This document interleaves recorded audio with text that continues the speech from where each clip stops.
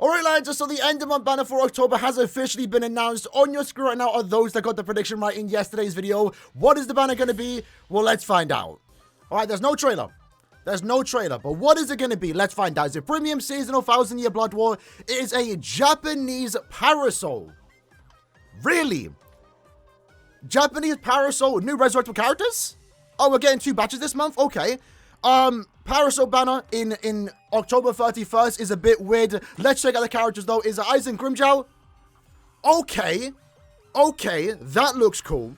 That looks cool. Gin getting a new character. Rukia getting a new character again, right? I don't mind. Her art looks really good there. And then IKKAKU. Nice to see IKKAKU get a banner. But I'm not going to lie. This is random. I'm not that hyped for it. I'm going to be honest. Like, why are we getting this now? It's Halloween. Why not give us a Halloween banner? Why not give us a hype premium banner, you know? I don't know. But what we can see here, though, lads, is that we are getting individuals. That is something that end-of-month banners do get. It's the guaranteed banner on step 25. Maybe these characters are going to be good. Right now, just from the looks of it, I'm not that enticed to summon on the banner. It has a speed character, a power, and a mind character.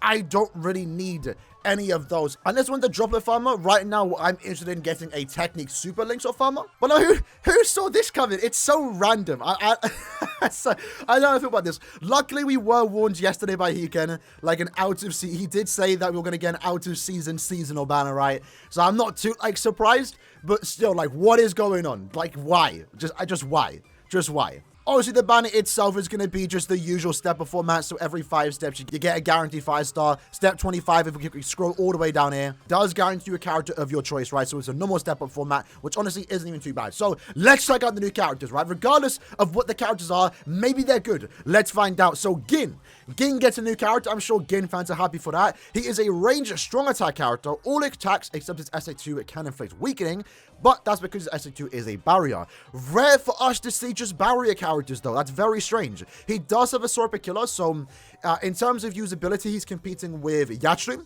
He's competing with Tensei Zangetsu, so he's got some potentially tough competition right now, I will say. Maybe he's going to be insane. He does get the extra recharge. Looking at the skills that he does have, he is complete stats immunity, frenzy +2 with the sharpshooter, more damage at full stamina. So he has, in terms of damage output, frenzy +2, 20% more damage at full stamina, 40% more strong attack damage. He comes with the extra built-in recharge, which he might easily stay at full stamina thanks to his multi-barrier SA2. And then when you do inflict a stat event, which he does have an increased chance to do so, he then does do 40% more damage. The immunity is nice, the sharpshooter is nice, but I'm not gonna lie, why?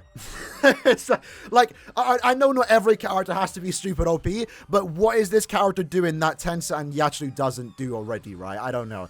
I mean, I'm sure he's going to be good to him. Nothing really pushing me to summon for him, I will say. Like, his killer attribute combination is good, but again, there's some tough competition, right? And we haven't even seen his kit yet, but he's going to be one of those characters that I'm sure is good and is not bad by any means. He's just going to be one of those characters, like, where would you want to use him? I mean, the increased chance to inflict stat summons and also just his strong attack damage output in general does make it so he is going to be good in IT. But again, at that point, you're probably just better off bringing Tensei, right? This does look good, though. Nothing standing out to me just yet, but this does look good. Like, I'm not disappointed. I'm not blown away. It's just good.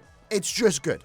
Is that what we're going to be getting for this end of month banner, though? I'm not too sure. Next up, Rukia, strong attack character. All attacks except her SA2 can inflict freeze, and that's because her SA2 is a heal move. So one thing we will notice, Gin wouldn't have that problem, right? Gin is a range character. Remember the whole drama with Toshiro 2 weeks ago, right? Because it was a trap move, his SA3 class as a melee attack, and they had to go change that, right? And change it to a range attack. Now, lucky for Gin, he is a range character. A barrier SA2, if it's only a barrier and there's nothing else on it, that attack will be classed as range. So if you do take him into Guild Quest, all 3 attacks here will actually be doing damage for the most part, right? Now, when we go to Ruki, however, she is a range strong attack character, but her SA2 is a heal move. So that SA2 in Guild Quest content isn't going to be doing a lot of damage. But she is a range strong attack character. Is she designed for Guild Quest? Wow. Okay, Ruki is kind of insane. Hold on. Ruki is kind of insane. And you know what? I'm actually down for this. We do need better power characters. I'm not going to lie. We were literally speaking about this earlier last week. Ruki hasn't had like an OP character since round 14 of 1000-Year Blood War. This looks to be an insane character. And in a way, it's there to kind of replace round 14 Rukia because she's a power of Ranky killer, which we do need. We literally mentioned that we don't have that many good range of rank killers. Now we do. And she's not really ideally designed for Guild Quest. She definitely will be good there, but she's also going to be really good in just any general PvE content, especially Limit Breaker, because damn, this right here, lads, is basically a kill game. Is basically a kill game. Obviously, not going to be as good, but still, this is actually really good what we're looking at here. So, why exactly is this good? Frenzy +2. Already great. When she inflicts a status element, she gets 80% SP boost. Insane. That right there is absolutely amazing. Alongside that, what makes Kyogre equally insane is that they have the Rampage skills. So every time she gets a kill, 2% more damage. That right there almost means, even with her SA2, by the way, even with her SA2 in Guild Quest doing no damage, she's probably soloing Guild Quest, the very hard difficulty, the ranged Aaroniero Guild Quest by herself. But then it gets more because she does Freeze. Freeze stops the enemies in place. You do 40% more damage. At full stamina, you do 20% more damage. She also then has an increased chance to inflict stats elements. That's one thing Kyogre lacks. It doesn't make him bad, but that's just one thing he lacks. That's something that she has over Kyogre, and it is to any technique character. She has a good killer. As long as she has a good hit, she's going to be insane. And then again, for Limit Breaker, she's going to be the Limit Breaker character of the month. She does have Power Attribute Strong Attack Recharge plus 20%. So every time you move into another map, your strong attack is coming back with the Rampage skill. She's definitely going to be amazing for the upcoming Limit Breaker quest, and she's definitely going to be someone that you could throw into any team as the third slot. So keep that in mind. I do like that. She has Sharpshooter too, to be fair, so like her SA2 will do damage, but it's still going to get cut in half. Like, it's a melee attack, right? Unless they also prioritize that attack being a range attack. We'll find out. I don't think there's going to be much drawback or backlash as it was with Toshiro. But if Caleb learned from what happened 2 weeks ago, one would hope that SA2 is classed as a range attack, because if it is, it's even better, right? So, in terms of skills, yeah, she looks absolutely insane. Definitely up there with Kyogre. And I do like that, because we have been saying Power Attribute doesn't seem that bad. We have 8th Anniversary Ichigo. We have 1000 Year Blood or Yamamoto, but where is more power characters? We need better power characters, and that's exactly what this is. They might flop her if she has bad strong attacks. We're about to check that out soon. But the killer attribute combo is looking great. Her usability looks great in Guild Quest, Limit Breaker, just general PvE content. She's just going to be a really good power character to use. Rukia fans, you got yourself a great character, and at the same time, Gin fans, kind of unfortunate, right? Rukia clearly got the better treatment here. She looks insane. The only way they can ruin her is that they give her bad strong attacks. Next up, though, IKKAKU. Where are the IKKAKU fans at? What's going on? IKKAKU seasonal. That's a first for BBS, right? Melee, strong attack character, a human. He's going to be the farmer, right? Yeah, he's the farmer. All right. I'm fine with it. Is that going to be good, though? Let's find out. So he has long stride, which is cool. Is he an arena character too? He's not. He's not. But Frenzy +2 with a 60% Berserker and also hit enemies and pierce Iron Skin is actually great. So I like that we've gotten a new Super Linkshot Farmer, a new potentially rival Balgo, right? Right now, what I'm seeing is that he doesn't have the 100% more damage to enemies not afflicted with an ailment. That's the one thing that's puts me off this character. But at the same time, he does have Frenzy +2 and a 60% Berserker. Surely that is good enough, right? With Tensor, with Rangiku, the other great farmers, they're fine. They have Frenzy +1, a Berserker value, and the 100% more damage. Yumachika is a character that kind of struggles in IT because his damage output isn't nearly as high as this, nor is it as high as Rangiku and Tensor. And at the same time, the biggest disappointment with Yumachika is his range. He doesn't have good range. So skills here, I'm liking it. I would have preferred if he had the 100% more damage to enemies not afflicted with an ailment, but I do at least like his damage output. The Frenzy +2, the 60% Berserker, that should be fine. And he also, I didn't read the soul trait. There it is. 30% more damage to enemies not afflicted with an ailment, plus 30%. That's a soul trait. So yeah, damage output for this character, I would like to think is not going to be an issue. He's going to be the best Linkshot Farmer, Super Linkshot Farmer, in terms of his damage output. I would say gladly he does replace Balgo in that sense. In terms of drops, they're both dropping the same. It's unfortunate, by the way, they both have the same killer. But in terms of speed and clear time, this IKKAKU should be faster because he does have more damage output. Balgo and Osushi are reliant on inflicting status ailments. He is not, so naturally he's going to be the faster character. But again, it comes down to his strong attack damage. It really does come down to his strong attack damage. If he has bad range, like, Yumachika, then, to be hit or miss, right? At the very least, though, he is going to be a fast character thanks to his built-in long stride, and he also does have dodge human damage, which is rare for us to see nowadays, I will say. But if you are using him in IT and there are human enemies, which ideally you would want to put him against since he does have human killer, he's going to have that extra bit of survivability. So right now, looking at the three characters, Gin, again, he's like the iffy one. He's not bad. Like, he's actually quite solid. I just don't see the point of him. I guess, like, he's going to be good to have if you're a Gin fan. So I'm not going to say, like, this character's pointless and useless. He's more so just here. If you're a Gin fan, you got a new good Gin character. You got a new character to play around. That's fine. For me, though, I'm not really given much of a reason to use him, as I'm not really much of a Gin fan, essentially. Rukia, though, I like her artwork. In her case, though, I want to go.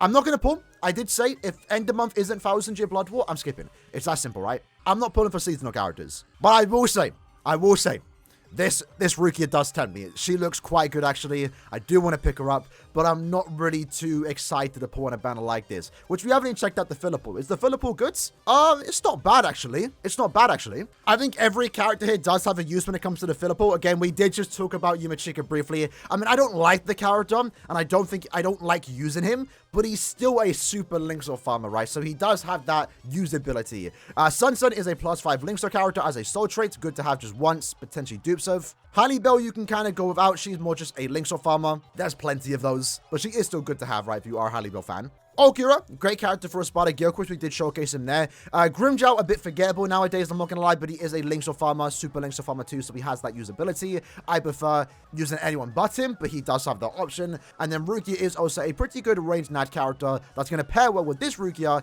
and she also does have the booster skill too. So banner itself is pretty decent. I still think this is actually quite an easy skip, I'm not going to lie. It's going to be one of those banners where you pull on if you like the characters. I think Rukia and IKKAKU more so have a lot of appeal, at least to me. I want IKKAKU for farming. I don't need him. I want Rukia for limit breaker, just in general normal PvE play. I do like what she potentially offers. Again, I don't need her though. And then Gin, I definitely do not need.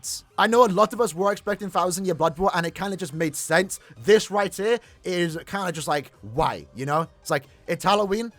Perfect time to release 1000-year Blood War as not. Or at the very least, give us a Halloween banner now. This should have been last month.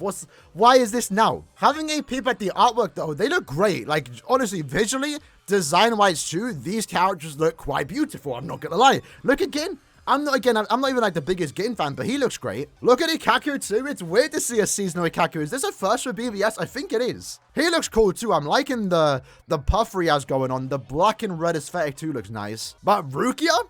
Oh, absolutely stunning. Absolutely stunning. She definitely has like the best artwork. The sunlight from the left going through the leaves make this character look more beautiful, I guess. I don't know. She looks great though. I've always liked PARASOL characters. I'm glad they made a return, but I would have preferred if they came out during the appropriate time back in April when like we got the Burn the Witch characters, for example. This right now just feels random. It feels out of place. I don't know why they've done this, but at least they look cool. At least they look cool. Real quick though, before we do wrap up the video, let's check out the character's strong attack. So first up, we have Rukia. If we have a look at strong attack 1, she is going to have a vacuum vortex type SA1, very similar to Burn the Witch that just came out recently. The pretty good SA1, not the worst one out there, so we'll take it. Thus far, thus good. Her SA2, since it is a heal effect, is going to be a 960 in front of her. Again, another pretty good strong attack too. No tracking vortex, but definitely not a bad one by any means. And then her SA3 is just going to be a standard 4-screen strong attack, so essentially has the exact same kit as Nini, which honestly is a pretty respectable kit. Exact same as Parasol, Burn the Witch, Bruno.